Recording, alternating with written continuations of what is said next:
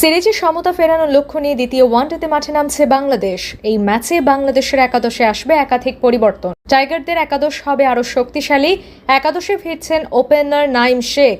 সুস্থ হয়ে আবারও একাদশে দেখা যাবে রিশাদ হোসেনকে। গতি দানব নাহিদ রানাও ফিরছেন টাইগার একাদশে। তাহলে বাদ পড়ছেন কারা?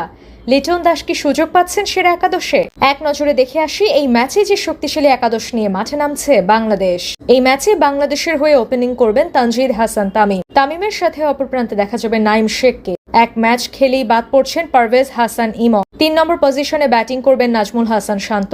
4-এ দেখা যাবে গত ম্যাচে ব্যর্থ হওয়া তাওহিদ হৃদয়কে। ৫ নম্বর পজিশনে ব্যাটিং করবেন অধিনায়ক মেহেদী হাসান মিরাজ। ৬-এ ব্যাটিং করতে দেখা যাবে জাকের আলী অনিককে। সাথে থাকবেন hard hitter batter Shamim Patwari. বাদ পড়ছেন টানা ব্যর্থ হওয়া লিটন কুমার দাস। ৮ নম্বর পজিশনে দেখা যাবে লেগ স্পিনার রিশাদ হোসেনকে।